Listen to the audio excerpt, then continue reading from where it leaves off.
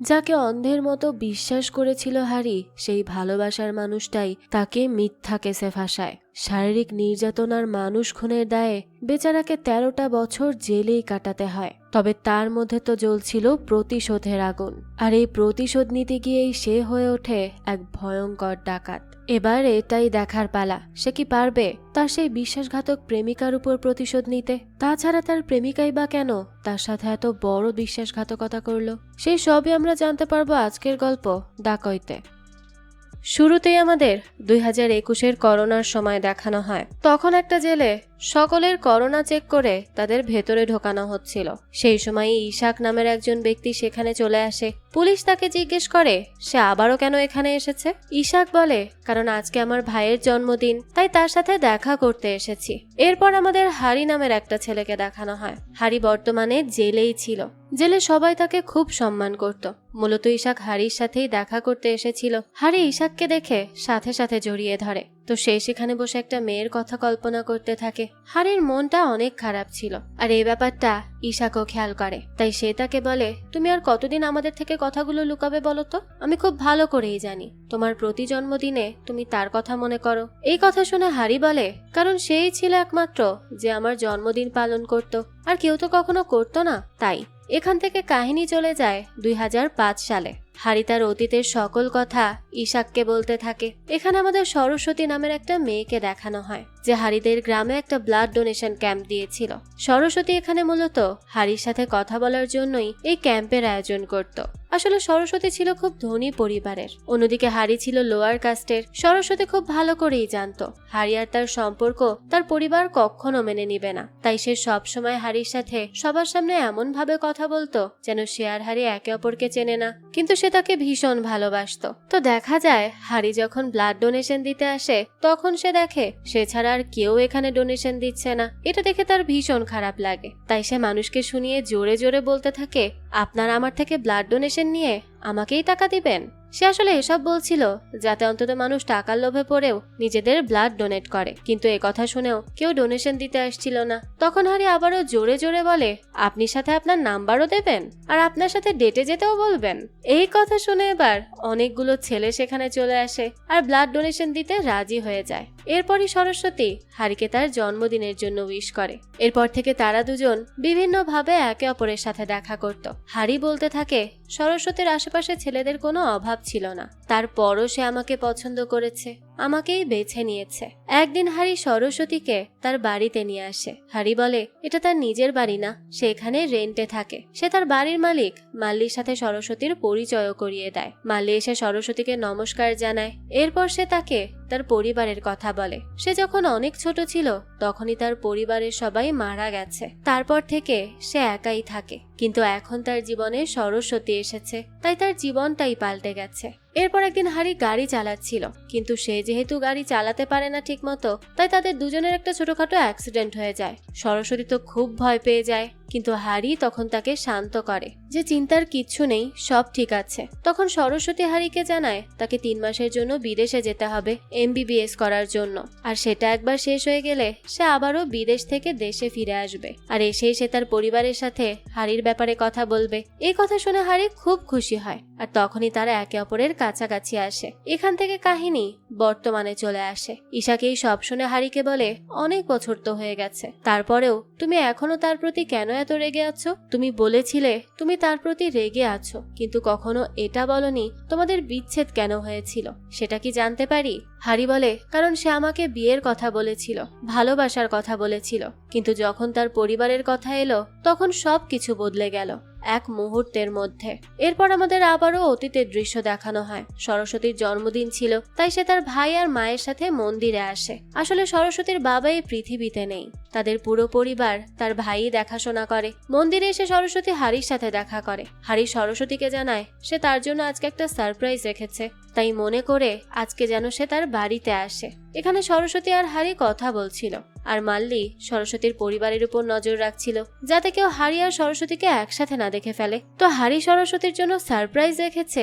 এই কথা শুনে সরস্বতী খুব খুশি হয়, তাই সে হারিকে বলে সে অবশ্যই আসবে। কিন্তু মন্দিরে মাল্লি আর সরস্বতীর ভাইয়ের কিছু একটা বিষয় নিয়ে অনেক বড় ঝগড়া হয়ে যায়। হারি যখন সরস্বতীর জন্য তার বড় ঘরটা সাজাচ্ছিল তখনই সরস্বতীর ভাই তার কিছু বন্ধুদের নিয়ে সেখানে চলে আসে। তারা এসেই বাইরে মাল্লির সাথে খুব খারাপ ব্যবহার করতে থাকে। তারা আসলে তার সাথে খারাপ কিছু করতে চাইছিল। তখনই মাল্লি চিৎকার করে ওঠে, আর তার চিৎকার শুনে হারি তাড়াতাড়ি বাইরে বেরিয়ে আসে। কিন্তু সরস্বতীর ভাই যখন হারিকে দেখে সে উল্টো তাকেই মেরে দেয়। তবে মাল্লিকে হারি তার বড় বোনের মতো শ্রদ্ধা করত, স্নেহ করত। আর সে যখন সেই মাল্লিকে এই অবস্থায় দেখে তখন সে নিজের মাথা ঠিক রাখতে পারে না। সে সাথে সাথে সরস্বতীর ভাইকে খুব বাজে ভাবে মারে, আর মারতে মারতে এক পর্যায়ে সরস্বতীর ভাই মারাই যায়। এই সব কিছু আবার সরস্বতী দূর থেকে দেখছিল। সে অনেক আগে এই জায়গায় চলে এসেছিল, কিন্তু এরপরই হারিকে পুলিশ গ্রেফতার করে নিয়ে যায়। তবে হারির বিশ্বাস ছিল যে সরস্বতী একদিন এসে তাকে ঠিকই বাঁচিয়ে নিবে, তাই সে একেবারে শান্ত থাকে। এরপর দেখা যায় সরস্বতী ঠিকই পুলিশ স্টেশনে আসে। হারি তো তাকে দেখে খুব খুশি হয়। সে ভেবেছিল যে সে হয়তো তাকে বাঁচাতে এসেছে। কিন্তু সরস্বতীদের উকিল তাকে জিজ্ঞেস করে ওই দিন কি হয়েছিল। তখন সরস্বতী তাদের উকিলকে বলে আসলে ওই দিন হারি মাল্লির সাথে জোর জবরদস্তি করছিল। এইটা দেখে আমার ভাই তার কাছে যায়, কিন্তু হারি উল্টো আমার ভাইকে জঘন্যভাবে মেরে ফেলে। এই মিথ্যা কথা শুনে হারির তো পায়ের নিচ থেকে মাটি সরে যায়। সে তো চিন্তাও করতে পারেনি সরস্বতী তাকে নিয়ে এই মিথ্যাচার করতে পারে। তাই সে বারবার কান্না করে সরস্বতীকে বলতে থাকে তুমি কেন আমার বিরুদ্ধে এত বড় একটা কথা বলছো? তুমি তো সেদিন দেখেছিলে কি হয়েছে, তাহলে কেন এখন এসব বলছো?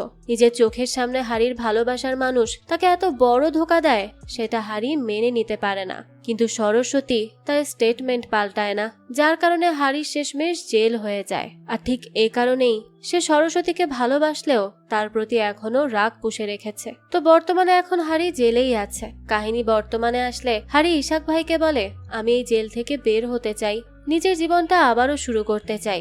ইশাক ভাই তখন বলে তোমার আরো একবার ভেবে নেওয়া উচিত, এটা তোমার জীবনের প্রশ্ন।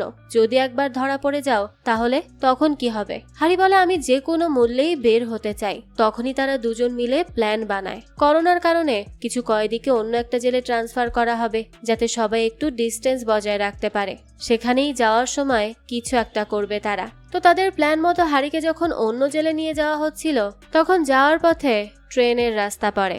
এর মাঝখানে একজন ট্রাক ড্রাইভার এসে পুলিশের গাড়ির সামনে নিজের ট্রাকটা নিয়ে দাঁড়িয়ে থাকে। পুলিশ যখন তার সাথে এসব নিয়ে কথা বলতে ব্যস্ত তখনই আরেকজন এসে সেই গাড়িটা নষ্ট করে দিয়ে যায় যেখানে হারি ছিল, যার কারণে গাড়িটা পুরো ট্রেনের রাস্তার মাঝখানে আটকে যায়। পুলিশ অনেক চেষ্টা করে কিন্তু কোনোভাবেই গাড়িটাকে সেখান থেকে সরাতে পারে না। এদিকে সামনে থেকে ট্রেন আসছিল, তাই পুলিশ তখন বাধ্য হয়ে সকল কয়েদির হাতকড়া খুলে দেয় যাতে সবাই গাড়ি থেকে তাড়াতাড়ি বের হয়ে যেতে পারে আর তাদের জীবন বাঁচাতে পারে।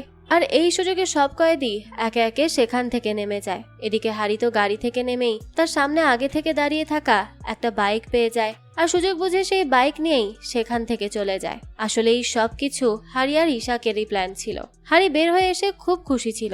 এদিকে পুলিশ স্টেশনের সব জায়গায় তো তোলপাড় শুরু হয়ে যায়, কারণ তারা হারিকে এখনো খুঁজে পায়নি। হারি তখন একটা বারে যায়, সেখানে কেউ তাকে দেখে সাথে সাথে পুলিশকে খবর দিয়ে দেয়, তাই পুলিশ সেখানেও চলে আসে। তবে হারি তখন পুলিশের এক মহিলা অফিসারের গলায় ছুরি ধরে আর সেখান থেকে আবারও পালিয়ে আসে। এরপরই সে সোজা ইশাকের কাছে চলে আসে। ইশাক হারিকে দেখে বলে করোনার কারণে আমাদের তেমন একটা কাজ হচ্ছে না, কিন্তু তারপরেও আমি তোমাকে বাড়ি যাওয়ার ব্যবস্থা করে দিতে পারি, যেখানে গিয়ে তুমি তোমার নতুন জীবন শুরু করবে। হারিও বলে ঠিক আছে, আমি সেটা নিয়ে ভাববো, কিন্তু তার আগে আমার অন্য একটা কাজ আছে। এই কথা শুনে ইশাক বুঝে যায় হারি সরস্বতীর কথা বলছে। দৃশ্য চলে যায় পরের দিন। হারি যায় সরস্বতীকে দেখতে। তখনই সে চোখের সামনে এত বছর পর সরস্বতীকে দেখে একদম থমকে যায়। সে যখনই সামনে এগোবে তখনই সে সরস্বতীর সাথে তার মেয়ে চিনিকে দেখতে পায়। এটা দেখে সে আরো অবাক হয়ে যায়। এদিকে সরস্বতী অটোতে বসে মিনা নামের কাউকে ফোন করে আর ভালো কোনো কার্ডিওলজিস্টের কথা জিজ্ঞেস করে, কিন্তু তখনই চিনি সরস্বতীকে জিজ্ঞেস করে মা, বাবা কি মারা যাবে? সরস্বতী চিনিকে বলে আমি তোমাকে প্রমিস করছি আমি তোমার বাবার কিছুই হতে দেব না। এরপর সরস্বতী হসপিটালে যায়। এখানে আমরা জানতে পারি তার হাজবেন্ড ভাস্কর অনেক অসুস্থ, তার হার্ট ট্রান্সপ্ল্যান্ট করতে হবে, তার উপর তার করোনা হয়েছে। এখানে গিয়ে সরস্বতী তার হাজবেন্ডের সাথে কথা বলে আর জানায় এখনো পর্যন্ত সবকিছু ঠিক আছে, সে যেন চিন্তা না করে। কিন্তু ভাস্কর বলে, আমার তো আমার ফ্যাক্টরির জন্য খুব চিন্তা হচ্ছে। তারা কথা বলছিল, তখনই সেখানে একজন নার্স আসে আর সরস্বতীকে বলে, আপনাদের যে আজকে অপারেশন হওয়ার কথা সেটার পেমেন্ট এখনো দেওয়া হয়নি। এ কথা শুনে সরস্বতী ব্যাংকে ফোন করে, কিন্তু ব্যাংকের লোক জানায় আজকে তাদের টাকা দেওয়া সম্ভব না। সরস্বতী তাদের অনেক বোঝানোর চেষ্টা করে, কিন্তু তারা বলে তারা আজকে টাকা দিতে পারবে না। তখনই সেখানে ডাক্তার চলে আসে। সরস্বতী তখন ডাক্তারকে জিজ্ঞেস করে অপারেশনের প্রিপারেশন কেমন চলছে। ডাক্তার জানায় যে বুড়ো লোকটি ভাস্করকে হার্ট দিতে রাজি হয়েছিল, সে এখন বলছে সেটা করতে পারবে না, কারণ তারও অনেক বয়স হয়ে গেছে, আর এমনিতেও ডাক্তারদের উপরও এই সব কিছু বেশ রিস্কি হয়ে যাবে। এ কথা শুনে সরস্বতী পাগলের মতো আচরণ করতে থাকে। সে কি করবে দিশা পাচ্ছিল না। সে তখন বসে বসে কান্না করছিল। সেই সময় একটা লোক আসে আর তাকে বলে, আমি আপনাকে ডোনার এনে দিতে পারি, তবে তার জন্য আপনাকে অনেকগুলো টাকা দিতে হবে আমাকে, এছাড়া আর কোনো উপায় নেই। লোকটা বলে, শনিবারে যদি আপনি আমাকে টাকা দিতে পারেন তাহলে আমি সবকিছুর ব্যবস্থা করে দিব। তখনই নার্স এসে সরস্বতীকে এই সপ্তাহের হসপিটাল বিল দিয়ে যায় আর বলে তাড়াতাড়ি পরিশোধ করে দিতে। তো সরস্বতী সবকিছু করছিল। হারিও তখন সেখানে এসেছিল। সে এসে সরস্বতীর এই অবস্থা দেখে খুবই অবাক হয়ে যায়। তখনই সে গিয়ে ইশাককে বলে, আমি সরস্বতীকে দেখেছি, আমি তার এই অবস্থা দেখে একদম চমকে গেছি। তার একটা মেয়ে আছে, তার স্বামী অসুস্থ, স্বামীর চিকিৎসার জন্য এদিকে ওদিকে টাকার জন্য ছোটাছুটি করছে। আমি সেখান থেকে চলে আসছিলাম, তখনই আমি সেই হসপিটালে একটা জিনিস দেখতে পেলাম। আমি এখন উপায় পেয়ে গেছি কিভাবে আমি দুবাই যাওয়ার জন্য টাকা ম্যানেজ করব। আমি আসলে হসপিটালের সকল কর্মকাণ্ড ভালো করে অ্যানালাইজ করলাম, আর এটা করে আমি বুঝতে পারলাম ওই হসপিটালে ডাক্তারদের মানুষের জীবনের থেকেও টাকার দাম বেশি। তারা শুধু মানুষদের দিয়ে টাকা কামাতে চায়, এরপর সেই রোগীগুলোর কি হয় তাদের কিছুই যায় আসে না। আমি যখন সেই হসপিটালের ম্যানেজারকে ফলো করলাম তখন জানতে পারলাম তারা খালি অ্যাম্বুলেন্সে করে ব্ল্যাক মানি অন্য একটা জায়গায় পাচার করে। তাই আমি তাদের একটা নার্সকে কিছু টাকা দিয়ে এটা জেনে নিয়েছি যে তাদের আসল টাকাগুলো কোথায় থাকে। এখন ইশাক ভাই হারিকে জিজ্ঞেস করে তার হসপিটালের ব্ল্যাক মানিগুলো লুট করতে কতজন লোক লাগবে। অর্থাৎ সে ভালো করেই বুঝে গিয়েছিল যে হারি টাকাগুলো লুট করতে চায়। হারি তখন বলে একজন। ইশাক ভাই বলে, ঠিক আছে, আমি একজন লোকের ব্যবস্থা করে দিচ্ছি। এই কথা শুনে হারি বলে, না না, আমার সেই পার্টনার হবে সরস্বতী। হারি চাইছিল সরস্বতী যেভাবে তাকে মিথ্যাভাবে ফাঁসিয়ে দিয়েছিল ঠিক সেভাবেই সে সরস্বতীকে তার সাথে টাকা চুরি করিয়ে তাকে ফাঁসিয়ে দিবে, যাতে সে তার বদলা পূরণ করতে পারে। ইশাকের পর জিজ্ঞেস করে, কিন্তু সরস্বতী তোমার সাথে এই কাজ কেন করবে? হারি বলে, ও করবে কারণ ওর এখন হাজবেন্ডের চিকিৎসার জন্য অনেক টাকা প্রয়োজন, তাই ওকে আমার সাথে এই কাজ করতেই হবে। এরপর আমাদের সরস্বতী আর চিনিকে দেখানো হয়। সরস্বতী চিনিকে মিনার সাথে পাঠিয়ে দেয়, আর সে চিনিকে প্রমিস করে তার বাবাকে সে যে কোনো ভাবেই সুস্থ করে তুলবে। আর মিনাকে বলে সে যেন চিনি আর নিজের খেয়াল রাখে। মিনা সরস্বতীকে বলে, তুমি সব সময় সবার কথা ভাবো, কিন্তু কখনো নিজের কথা কেন ভাবো না? এই কথা শুনে সরস্বতী একটু চুপ করে থাকে। এরপর সে টাকার জন্য এদিক ওদিক ফোন করছিল, তখনই সেখানে হারি চলে আসে। এত বছর পর সরস্বতী হারিকে দেখে খুবই অবাক হয়ে যায়। তার চোখে সাথে সাথে জল চলে আসে। সে কি করবে কিচ্ছু বুঝতে পারছিল না, কিভাবে রিয়্যাক্ট করবে সেটাও তার মাথায় খেলে না। হারি তখন সরস্বতীকে বলে, তুমি ভাবনি যে আমি ফিরে আসবো, তাই না? এই বলেই সে সরস্বতী, ভাস্কর আর চিনির ছবি দেখতে থাকে। তখন সরস্বতী বলে, আসলে ওই দিন, এতটুক বলার সাথে সাথে হারি তাকে থামিয়ে দেয় আর বলতে থাকে, আসলে ওই দিন তুমি তোমার পরিবার আর ভাইয়ের জন্যই এসব করেছো, তাই তো? এটাই তো বলবে। কিন্তু একটা কথা কি জানো, তুমি যদি আমাকে মেরে ফেলতে সেটা আরো বেশি ভালো হতো। অন্তত আমার মনে এই কষ্টটা থাকতো না যে আমার ভালোবাসার মানুষই আমাকে ধোকা দিয়েছে। এসব শুনে সরস্বতী কান্না করে দেয় আর কাঁদতে কাঁদতে বলে, আমি জানি তোমার কেমন লাগছে। এ কথা শুনে হারি খুবই রেগে যায় আর সে সরস্বতীর চুল টেনে ধরে বলে, তুমি জানতে না, জানো প্রতিদিন এমন একটা জায়গায় থাকা কেমন লাগে যেখানে দিন আর রাতের পার্থক্য করা যায় না? আমি ওই জেলে প্রতিদিন এইটা ভেবেই রিগ্রেট করতাম যে কেন আমি তোমাকে ভালোবেসেছিলাম। ওইখানে তোমার জীবন নষ্ট হয়নি, আমার হয়েছিল। তাই কখনো এটা বলো না যে তুমি আমাকে বুঝতে পারছো। এসব শুনে সরস্বতীর প্যানিক অ্যাটাক আসতে থাকে। তখনই হারি চিনিকে নিয়ে কথা বললে সরস্বতী খুব রেগে যায়। সে হারির কলার ধরে বলে, চিনিকে নিয়ে একটা কথাও বলবে না, তাকে এসবের মধ্যে এনো না। আর তোমার তো এখন জেলে থাকার কথা, কিন্তু তুমি এখানে, তার মানে তুমি জেল থেকে পালিয়ে এসেছো? তুমি কে ভেবেছো আমি এটা বুঝতে পারবো না? আমাকে বোকা পেয়েছো নাকি? আমার এখন পুলিশকে ফোন করতে 1 মিনিটও লাগবে না। সেই সময় হারি এসে বলে, তুমি কি আমাকে হুমকি দিচ্ছ? কিন্তু আমি তো জেল থেকে পালিয়ে এসেছি তোমার জীবন নষ্ট করার জন্য। তবে উপরওয়ালা সবসময় এরকমই করে। তোমার বর্তমান অবস্থা দেখে মনে হচ্ছে এখন তোমার থেকে বদলা নেওয়ার কোনো বাকি নেই, নিয়ে কোনো লাভও নেই, তুমি এমনিতেই ভেঙে আছো।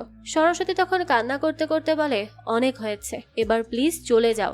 এই বলে সে নিজেই চলে যেতে থাকে। তখনই হারি তাকে সেই হসপিটালের কথা বলে যেখানে ভাস্কর অ্যাডমিট আছে। হারি বলে, সেই হসপিটালের ডাক্তাররা তোমাদের দিয়ে টাকা কামানোর চেষ্টা করছে। তোমার স্বামীর জন্য যে বুড়ো লোকটার হার্ট দেওয়ার কথা ছিল তারা সেটা ডাবল দামে বিক্রি করে দিয়েছে। তার থেকেও বড় কথা, এই সব কিছুর পেছনে মিনার হাত আছে। সেও এই ব্ল্যাক মানি কামানোর সাথে জড়িত। এই কথা শুনে সরস্বতী অবাক হয়ে যায়। সে কান্না করতে করতে মিনার বাড়ির দিকে যেতে থাকে। সরস্বতী মিনার ঘরের সামনে গেলে সে দরজা খোলে। সে তখন মিনাকে জিজ্ঞেস করে সে এরকম কাজ কেন করেছে। মিনা বলে, তুমি কি বলতে চাইছো? তার চেয়ে বড় কথা, তুমি কিছুই প্রমাণ করতে পারবে না, তাই আমার উপর ভুলভাল দোষ দিও না। এই কথা শুনে সরস্বতী খুব কষ্ট পায়। সে কান্না করতে করতে সেখান থেকে চলে আসে।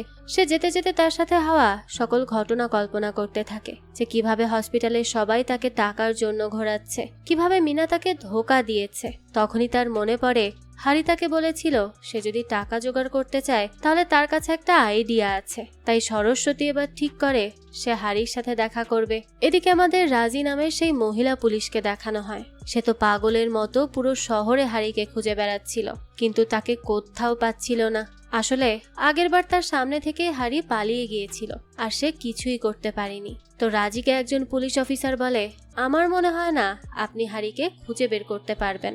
এখন তো মনে হচ্ছে শুধু উপরওয়ালাই তাকে খুঁজতে সাহায্য করতে পারবে, তাছাড়া সম্ভব না। এই কথা শুনে রাজি একটু চিন্তা ভাবনা করে। এরপরই সে তার বাবা স্বামীকে ফোন করে। আসলে রাজির বাবা স্বামী একজন সৎ পুলিশ অফিসার। রাজি তখন তার বাবাকে বলে, আমার একটা কেসে তোমার সাহায্য লাগবে বাবা। কিন্তু তার বাবা তাকে বলে, আমি এখন অন্য একটা কাজে আছি, এখন আমি পারবো না। এ কথা শুনে রাজি বলে, একটা ক্রিমিনাল পালিয়ে গেছে, সব থেকে বড় কথা সে আমার কারণে পালাতে পেরেছে, তাই আমার তোমার সাহায্যের দরকার। তাই প্লিজ একটু বোঝার চেষ্টা করো বাবা। এই কথা শুনে স্বামী অবাক হয়ে যায় আর বলে, ঠিক আছে, আমাকে এখনই কেস ফাইলটা পাঠিয়ে দাও, আমি দেখে নিচ্ছি। দৃশ্য এরপর পরিবর্তন হয়। আমাদের পরের দিন সকালের দৃশ্য দেখানো হয়। হারি তখন দাঁড়িয়ে ছিল। সেই সময় সরস্বতী সেখানে গাড়ি নিয়ে আসে। হারি দেখে গাড়িতে চিনিও রয়েছে, কিন্তু সে তেমন কিছুই বলে না। হারি চুপচাপ গাড়িতে বসলে সরস্বতী চিনিকে বলে, উনি হারি আঙ্কেল, তোমার বাবাকে সুস্থ করতে উনি আমাদের সাহায্য করবে। এই কথা শুনে তো চিনি খুব খুশি হয়ে যায় আর জিজ্ঞেস করে, আপনি কি ডাক্তার? হারি তখন তার কাছে গিয়ে বলে, না, আমি চোর। এ কথা শুনেই তো চিনি ভয় পেয়ে যায়। এরপরে সরস্বতী চিনিকে স্কুলের সামনে নামিয়ে দেয়। সরস্বতী আর চিনিকে এভাবে দেখে হারির তার আর সরস্বতীর আগের কথাগুলো মনে পড়ে যায়। তাই সে খুবই বিরক্ত বোধ করে আর সরস্বতীকে তাড়াতাড়ি আসতে বলে। সরস্বতী গাড়িতে এলে হারি বলে, আমাদের দেখে মনে হচ্ছে আমরা কোনো সুখী পরিবার। এখন আমরা আমাদের বাচ্চাকে স্কুলে ছাড়তে এসেছি। এসব কথা শুনে সরস্বতী কিছুই বলে না, একেবারে ইগনোর করে যায়, কারণ এসব বলে এখন কোনো লাভ নেই। এরপরই সরস্বতী আর হারি একসাথে যেতে থাকে। তারা দুজন মিলে একটা জায়গায় আসে। তখনই তারা দেখে হসপিটালের ওনার সালমান এই ব্ল্যাক মানির পাচারের সাথে জড়িত। সালমান একটা জায়গায় দাঁড়িয়েছিল। সেই সময় হারি সরস্বতীকে গাড়িতে বসে থাকতে বলে আর নিজে বন্দুক নিয়ে সেখান থেকে বের হয়ে যায়। সে সাথে সাথে গিয়ে সালমানের মাথায় বন্দুক ধরে আর তাদের সকল টাকা নিজের কাছে নিয়ে নেয়। সালমান তো তখন কিছু বলতেও পারে না ভয়ে। এদিকে গাড়িতে সকল টাকা রেখে সে সরস্বতীকে গাড়ি চালাতে বলে, দ্রুত এখান থেকে কেটে পড়তে বলে, নাহলে তাদেরকে বিপদে পড়তে হতে পারে। সরস্বতী তো খুব ভয় পেয়েছিল, তাই সে কোনোভাবেই গাড়ি চালাতে পারছিল না। ঠিক তখনই সেখানে একটা লোক চলে আসে আর জানালা দিয়ে টাকার ব্যাগটা টানতে থাকে, যার কারণে হারি তাকে গুলি করে দেয়। কিন্তু সেই সময় হারির গুলিটা টাকার ব্যাগেও লাগে, যার কারণে ব্যাগের টাকাগুলো বের হয়ে যায়। এদিকে সরস্বতী এসব দেখে এতটাই ঘাবড়ে যায় যে সে নিজের কন্ট্রোল হারিয়ে ফেলে। এর ফলে হুট করেই তাদের একটা ছোটখাটো অ্যাক্সিডেন্ট হয়ে যায়। অ্যাক্সিডেন্টের কারণে সেখানে একটা পানির পাইপও ব্লাস্ট হয় আর সেখানে অনেক পানি জমতে থাকে। অতিরিক্ত পানি পড়ার ফলে টাকাগুলো পানিতে ভিজে যায়। সরস্বতী তো এসব দেখে সেখানেই অজ্ঞান হয়ে যাচ্ছিল, কিন্তু তবুও হারি তাকে জাগিয়ে তোলে আর বলে, তুমি টাকাগুলো তুলতে থাকো, বাকিটা আমি দেখছি, চিন্তা করো না, সবকিছু ঠিক হয়ে যাবে। এরপর হারি আবারও সালমানের কাছে ছুটে যায় আর তার গলায় ছুরি ধরে তাকে অ্যাম্বুলেন্স থেকে বের করে নিয়ে আসে। এদিকে সরস্বতী তো পাগলের মতো টাকা কুড়াচ্ছিল, কারণ এই টাকাগুলো তার খুব প্রয়োজন। এই টাকা নিতে না পারলে সে তার স্বামীকে বাঁচাতে পারবে না, তার স্বামীর চিকিৎসা হবে না। তাই সে যেভাবে পারে টাকাগুলো গোছাতে থাকে। ঠিক সেই সময় হারি খেয়াল করে সেখানে সালমানের অনেকগুলো লোক আসছে। এটা দেখে হারি মনে মনে বলে, আমি যদি এখান থেকে পালিয়ে যাই তাহলে এরা সরস্বতীকে ধরে নিবে আর আমার বদলাও পূরণ হয়ে যাবে। কিন্তু এখানে একটাই সমস্যা, আমি গাড়ি চালাতে পারি না, যার কারণে এরা যদি সরস্বতীকে ধরে আমিও তো ধরা পড়ে যাব। এই নিয়েই সে চিন্তায় পড়ে যায়। সে বলতে থাকে, আমার হাতে তো এখন আর কোনো চয়েস নেই সরস্বতীকে বাঁচানো ছাড়া। তখন একটা লোক সরস্বতীকে ধরতে আসে, কিন্তু হারি তাকে পেছনে সরিয়ে দিয়ে সরস্বতীকে গাড়িতে উঠিয়ে দেয় আর নিজেও কোনো মতে গাড়িতে উঠে পড়ে। এরপর সরস্বতী অ্যাম্বুলেন্স চালিয়ে সেখান থেকে চলে যায়। কিন্তু তখনই সালমানের লোকেরা সিকিউরিটিদের বলে তাড়াতাড়ি অ্যাম্বুলেন্সকে আটকাতে। সিকিউরিটিরা তো গেট বন্ধ করতে চাইছিল, কিন্তু তার আগেই সরস্বতী কোনোভাবে গেট থেকে বের হতে সক্ষম হয়। এদিকে রাস্তায় হারির জন্য ইশাকের লোক অপেক্ষা করছিল, কিন্তু তখনই সালমানের আরো কিছু লোক হারিদের অ্যাম্বুলেন্সের পিছু করতে থাকে, যে কারণে হারি বাধ্য হয়ে অন্য একটা রাস্তায় চলে যায়। কিন্তু ওইদিকে আবার পুলিশ চেকপোস্ট বসেছিল, সেখানে স্বামীও ছিল। তবে হারি সরস্বতীকে বলে অ্যাম্বুলেন্সকে হয়তো চেক করবে না, তাই তুমি চালিয়ে যেতে থাকো। সরস্বতীও তাই করে, সে গাড়ি চালিয়ে চেকপোস্টে না থেমে চলে যায়। তখনই হারিকে ইশাক ভাই ফোন করে আর জিজ্ঞেস করে কি চলছে। হারি জানায় তাদের প্ল্যান ফেল হয়ে গেছে। এই কথা শুনে তো ইশাক ভাই খুবই অবাক হয়। এরপর সে জিজ্ঞেস করে তারা কত টাকা তাদের সাথে নিয়ে আসতে পেরেছে। হারি বলে খুব অল্প অঙ্কের টাকাই তারা সাথে নিয়ে আসতে পেরেছে। এ কথা শুনে সরস্বতী অবাক হয়ে যায়, কারণ ভাস্করের অপারেশনের জন্য যত টাকা লাগবে এই টাকাগুলো তার থেকে অনেক কম ছিল। এদিকে তাকে হসপিটাল থেকে বারবার ফোন করা হচ্ছিল অপারেশনের জন্য। তাই সরস্বতী হারিকে কান্না করতে করতে জিজ্ঞেস করে সে এখন কি করবে। তখনই সেখানে চিনি চলে আসে। চিনিকে দেখে সরস্বতী নিজের চোখের পানি মুছে নেয়, কিন্তু চিনি তবুও হারির উপর রেগে বলতে থাকে, তুমি আমার মাকে কান্না করিয়েছো কেন?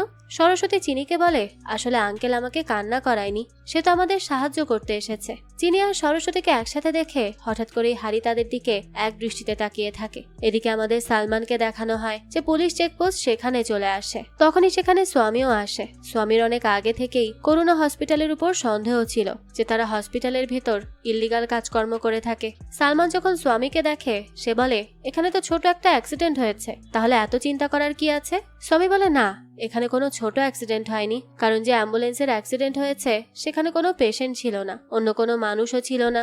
এই অ্যাম্বুলেন্সের উপর গুলি চালানো হয়েছিল। এদিকে এই অ্যাম্বুলেন্সের নাম্বার প্লেট অনেক ফ্যান্সি, তার মানে এই অ্যাম্বুলেন্সটা অন্য কোনো কারণে এদিক দিয়ে যাচ্ছিল। তাই আপনি চিন্তা করবেন না, আমি এর কারণ অবশ্যই খুঁজে বের করব। এই কথা শুনেই সালমান একটু চিন্তিত হয়ে পড়ে। তাই সে স্বামীকে কিছু ঘুষ দেওয়ার চেষ্টা করে, কিন্তু স্বামী যেহেতু খুব সৎ একজন পুলিশ অফিসার ছিল, তাই সে ঘুষ না নিয়ে বলে, আমি খুব তাড়াতাড়ি সত্যিটা বের করে আনবো। এ কথা শুনে সালমান বলে, আমি এসবের কিছুই জানি না, কারণ না তো ওই টাকাগুলো আমার, না ওই অ্যাম্বুলেন্সটা আমার, তাই আমার কিছুই যায় আসে না। তখনই সালমানের ফোনে ফোন আসে হসপিটাল থেকে যে সেখানে কিছু একটা হয়েছে। এ কথা শুনে সালমান সাথে সাথে স্বামীকে বলে, তবে এইবার আপনি প্রমাণ পাবেন কে এইসব কাজ করছে। এদিকে আমাদের সরস্বতী আর হারিকে দেখানো হয় যারা হসপিটালে এসেছিল আবারও লুট করতে। কাজ শেষ করে হারি ডাক্তারের পোশাক পরে আর সরস্বতীকে স্ট্রেচারে করে নিয়ে যেতে থাকে, কিন্তু তখনই সালমানের লোকেরা তাদের ধরে ফেলে। হারি এখানে তাদের সাথে অনেক লড়াই করে, কিন্তু এক পর্যায়ে সেখানে সালমানের অনেকগুলো লোক হারিকে আটকে ফেলে। সরস্বতী যেহেতু স্ট্রেচারে শুয়েছিল তাই কেউ তাকে খেয়াল করে না। সেই সুযোগে সে সেখান থেকে পালিয়ে যেতে শুরু করে। হারি যখন সরস্বতীকে তার চোখের সামনে পালিয়ে যেতে দেখে তখন তার আবারও অতীতের কথা মনে পড়ে যে কিভাবে সরস্বতী ওই দিন তাকে ফাঁসিয়ে দিয়ে চলে গিয়েছিল। হারি তখন নিজেকে ছাড়ানোর অনেক চেষ্টা করে, কিন্তু সে পারে না। তখনই সেখানে সরস্বতী একটা বন্দুক নিয়ে চলে আসে। সে সালমানের লোকেদের দিকে বন্দুক তাক করলে সবাই সেখান থেকে সরে যায়। এটা দেখে হারি খুব ইমোশনাল হয় আর সরস্বতীর দিকেই তাকিয়ে থাকে। তার চোখ দিয়ে অনবরত পানি পড়তে থাকে। এরপর তারা দুজন সেখান থেকে পালিয়ে যায়। তারা যখন পালাচ্ছিল তখন রাস্তায় প্রচুর বৃষ্টি হচ্ছিল। এদিকে সরস্বতীর অ্যাজমার সমস্যা দেখা দেয়, যার কারণে সে পালাতে পারছিল না। হারি তাকে বলে, সবকিছু বদলে গেছে, শুধু তোমার অ্যাজমার সমস্যাটা এখনো রয়ে গেছে। তারা এটা বলছিল, কিন্তু তখনই সেই জায়গায় স্বামী চলে আসে। সে মাইক হাতে নিয়ে হারির উদ্দেশ্যে বলতে থাকে, আমি জানি তুমি এখানেই আছো। যখন আশেপাশে জিজ্ঞেস করেছি সবাই বলেছে তুমি এখানে আছো। আমরা এখানে সবকিছু বন্ধ করে দিয়েছি। আমি 2 দিন আগে তোমার ফাইলও পেয়েছি। আসলে আমি হসপিটালের ব্ল্যাক মানির কেস নিয়ে কাজ করছিলাম। তখনই আমি জানতে পারলাম তুমি সেখানে চুরি করতে গিয়েছিলে। তোমার ফাইলে দেখলাম তুমি একজন মার্ডারার এবং নারী নির্যাতনকারী, তারপর আবার জেল থেকে পালিয়েছো। তুমি মানুষ নাকি পশু? তুমি মহিলাদের দেখলে নিজেকে কন্ট্রোল করতে পারো না? 10 বছর আগে তুমি একটা মেয়েকে ফাঁসিয়েছিলে, কিন্তু সে তোমাকে অ্যাকসেপ্ট করেনি। তোমার ফাইলে এটাও লেখা আছে, ওই মেয়েটাকে বাঁচানোর জন্য যে ছেলেগুলো তোমাকে আটকাতে এসেছিল তুমি তাদের মেরে ফেলেছো। এসব কথা শুনে হ্যারি একদম থমকে যায়। তার সাথে অতীতে কি কি হয়েছিল তার সব কথা মনে পড়তে থাকে। সরস্বতী তখন তাকে বারবার বলতে থাকে, হ্যারি, ওরা তোমাকে ট্র্যাপে ফেলছে, ওদের কথা শুনো না, আমাদের এখান থেকে তাড়াতাড়ি বের হতে হবে। কিন্তু হ্যারি তো একদম শক্ত হয়ে সেখানেই দাঁড়িয়ে থাকে। এদিকে সরস্বতী দেখে পুলিশ তাদের দিকেই আসছে। তখনই স্বামী বলে, আমাদের তো সেই মেয়েকে ধন্যবাদ দেওয়া উচিত যে তোমাকে ধরতে সাহায্য করেছিল। তোমার মতো পশুর জেলেই থাকা উচিত। তখনই হ্যারি সরস্বতীর হাত ছেড়ে দেয়। এটা দেখে সরস্বতী অবাক হয়ে যায়। এদিকে পুলিশ বলে, আমরা হ্যারিকে পেয়ে গেছি। হ্যারি আর কোনো উপায় না পেয়ে সরস্বতীকে ধাক্কা দিয়ে পুলিশের সামনে দিয়ে দেয় আর নিজে তার জ্যাকেট নিয়ে সেখান থেকে পালিয়ে যেতে থাকে। কিন্তু পথে স্বামী তাকে কোনো না কোনো ভাবে ধরে ফেলে। এখানে তাদের দুজনের মধ্যে অনেক বড় একটা ফাইট হয়, কিন্তু শেষমেশ হ্যারি সেখান থেকে পালিয়ে চলে যায়। এত কিছু হওয়ার পর স্বামী এখন যে কোনো মূল্যে হ্যারিকে ধরার সিদ্ধান্ত নেয়। সাথে সে এটাও বুঝতে পারে হ্যারির সাথে কোনো মেয়ে জড়িত আছে যে তাকে এই সব কাজে সাহায্য করে। তাই সে সরাসরি সালমানের হসপিটালে যায়। সে সেখানে গিয়ে সেখানে সিসিটিভি ফুটেজ দেখতে চায়, তবে প্রতিটা সিসিটিভি ফুটেজের সিগন্যাল খারাপ ছিল। আসলে সালমান ইচ্ছে করেই তার হসপিটালের সিসি ক্যামেরাগুলো খারাপ করে রেখেছিল, কারণ সে চাইছিল না পুলিশ তার হসপিটালের ব্ল্যাক মানির ব্যাপারে জেনে যাক। এই ব্যাপারটা স্বামী বুঝতে পারে, তাই সে সালমানকে বলে, আমি অবশ্যই তোমার সত্যিটা সবার সামনে নিয়ে আসবো। তখন সালমান বলে, যদি তুমি পারো তাহলে 48 ঘন্টার ভেতর সবকিছু প্রমাণ করে দেখাও। এরপরই স্বামী আর তার মেয়ে রাজি যায় মাল্লির সাথে দেখা করতে। মাল্লি তাদের বলে, 10 বছর হয়ে গেছে, আমি এখন হ্যারির ব্যাপারে কিছুই জানি না। এ কথা শুনে স্বামী বলে, তুমি যখন তার ব্যাপারে কিছুই জানো না, তাহলে 3 বছর আগে তুমি তার সাথে দেখা করতে গিয়েছিলে কেন? আসলে মাল্লি ওই দিন হ্যারির সাথে দেখা করতে গিয়েছিল, কিন্তু দেখা করতে পারেনি, তবে তার নাম পুলিশ রেজিস্ট্রেশন রেকর্ডে এখনো রয়ে গেছে। এদিকে আমাদের হ্যারিকে দেখানো হয় যে ইশাক ভাইয়ের কাছে আসে। এখন তার কাছে যত টাকা আছে তা দিয়েই সেই দেশ থেকে বের হয়ে যেতে পারবে। ইশাক ভাই তখন তার ব্যাগপত্র গুছিয়ে দিচ্ছিল। সেই সময় হ্যারি কান্না করতে করতে বলে, আমি এবারও তাকে ফাঁসাতে পারলাম না। আসলে এখানে হ্যারি কল্পনা করে হ্যারি আর সরস্বতী যখন বৃষ্টির মধ্যে পুলিশের চোখ ফাঁকি দিয়ে দাঁড়িয়েছিল, তখন পুলিশ হ্যারিকে না দেখে সরস্বতীকে দেখেছিল। তাই হ্যারি ইচ্ছে করেই সরস্বতীর জ্যাকেট তার থেকে নিয়ে নিজে পড়ে আর সরস্বতীকে মানুষের মাঝখানে ধাক্কা দিয়ে দেয়, যাতে পুলিশ কোনোভাবে না বুঝতে পারে সরস্বতী যে হ্যারিকে এই সবকিছুতে সাহায্য করেছিল। হ্যারি কান্না করতে করতে বলে, আমি ভেবেছিলাম আমি তাকে ঘৃণা করি, আমি ভেবেছিলাম আমি তার থেকে বদলা নিব, কিন্তু আমি এবারও পারিনি। তখন হ্যারি ইশাক ভাইকে বলে তার কাছে যতগুলো টাকা আছে সবগুলো ব্যাংকে জমা করে দিতে, আর তারপর টাকার কার্ড সরস্বতীকে দিয়ে দিতে, যাতে সরস্বতী তার স্বামীর চিকিৎসা করাতে পারে। ইশাক ভাই যখন টাকা বের করে তখন সে সেই ব্যাগে একটা চেইন দেখতে পায়। হ্যারি যখন এই চেইনটা দেখে তখনই তার মনে পড়ে এটা তো সে সরস্বতীর জন্মদিনের উপহার হিসেবে কিনেছিল, তাহলে এটা এখনো সরস্বতীর কাছে কি করছে? এরই মাঝে হ্যারির আরো একটা কথা মনে পড়ে। সরস্বতী যখন চিনিকে স্কুলে ছাড়তে গিয়েছিল তখন সে চিনির গলা থেকে এই লকেটটা নিয়ে বলেছিল যেটা তোমার বাবার লকেট। এসব দেখে হ্যারি কিছুই বুঝতে পারে না, তাই সে সোজা হসপিটালে চলে যায় ভাস্করের সাথে দেখা করতে।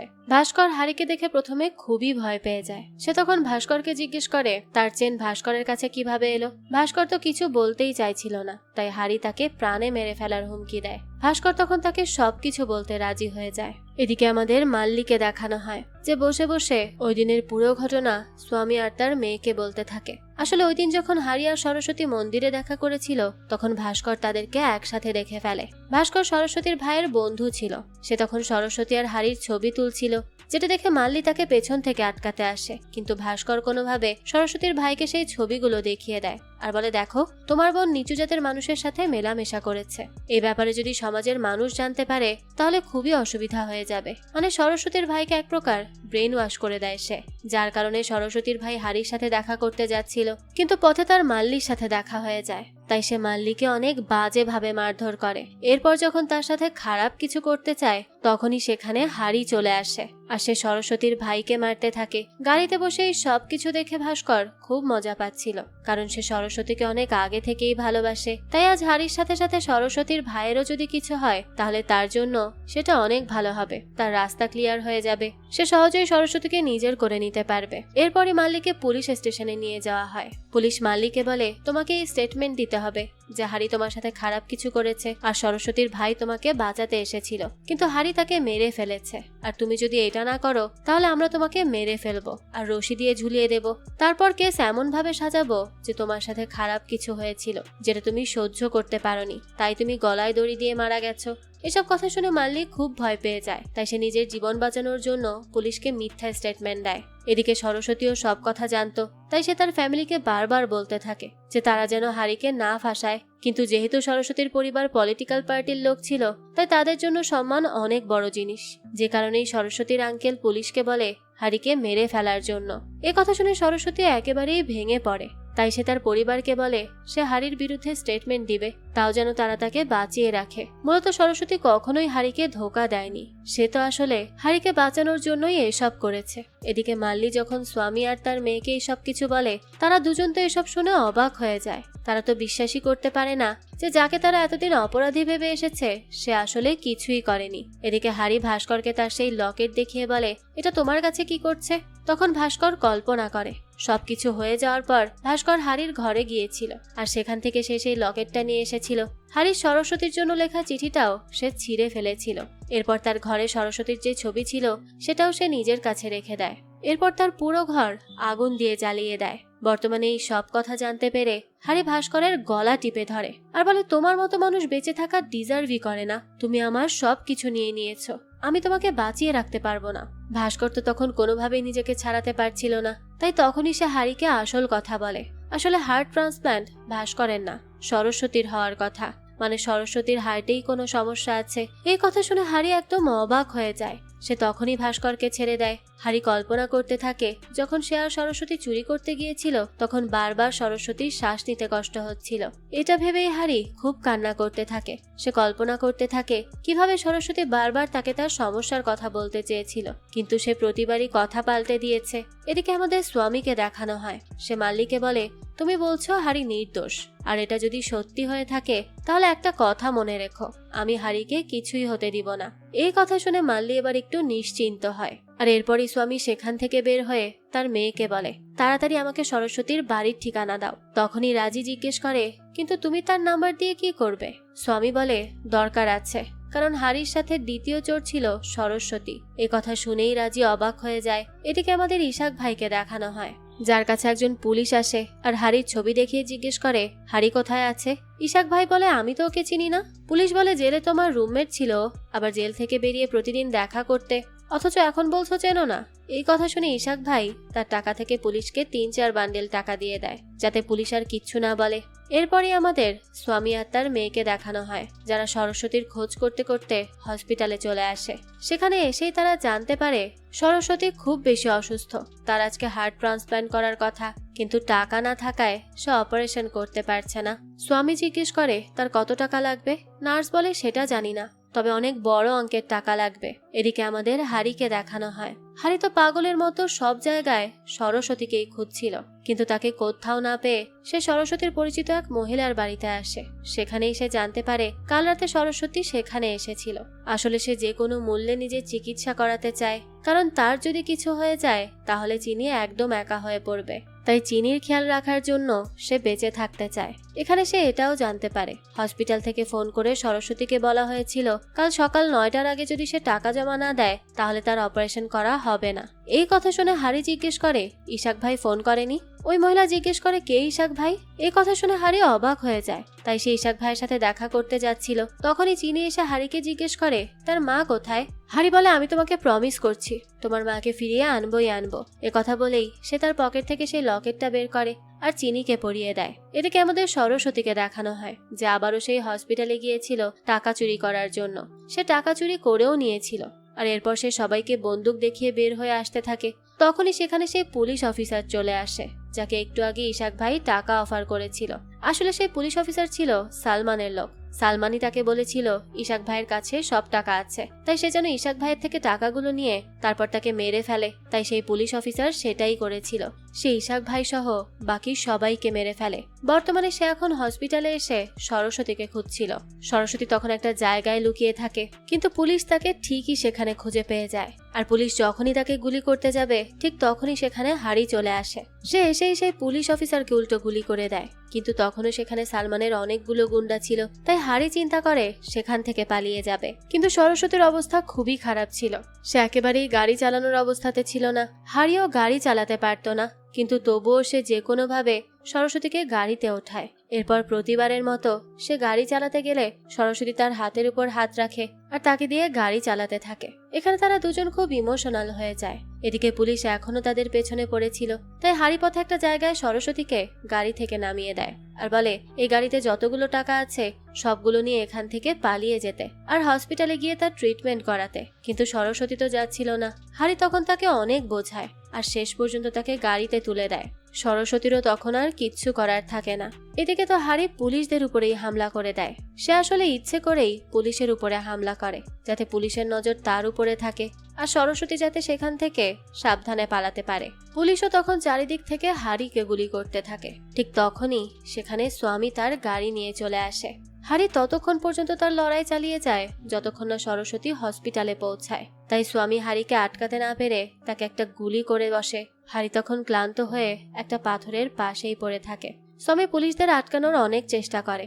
এদিকে সে হারিকেও বলছিল আমি জানি তুমি কোনো অপরাধী নও, তাই এসব বন্ধ করো। রাজি হারিকে বলে কয়েক বছর আগে যেটা তোমার সাথে হয়েছিল সেটা অন্যায়, আমরা এখন বুঝতে পেরেছি। স্বামীও বলে আমি তোমাকে মারার জন্য গুলি করিনি, তোমাকে থামানোর জন্য গুলি করেছি। তোমার জন্য এটাই ভালো হবে, আমাদের সামনে আত্মসমর্পণ করো। হারি বলে এখন আর আত্মসমর্পণ করে কি হবে, আমি এখন আর কিছুকেই ভয় পাই না, এমনকি মৃত্যুকেও না। তখনই হারির ফোনে মেসেজ আসে সরস্বতী সুস্থ অবস্থায় হসপিটালে পৌঁছে গেছে। এটা দেখে সে একটু শান্তি পায়। এদিকে সরস্বতী সময়ের মধ্যে টাকা নিয়ে সেখানে চলে আসলে নার্সরা তো অবাক হয়ে যায়, কারণ তখন তার অবস্থা খুব খারাপ ছিল। অন্যদিকে হারি নিজে নিজে বলে আমার সরস্বতী এখন একদম ঠিক আছে, তাহলে আমি আর কাউকে কেন ভয় পাবো।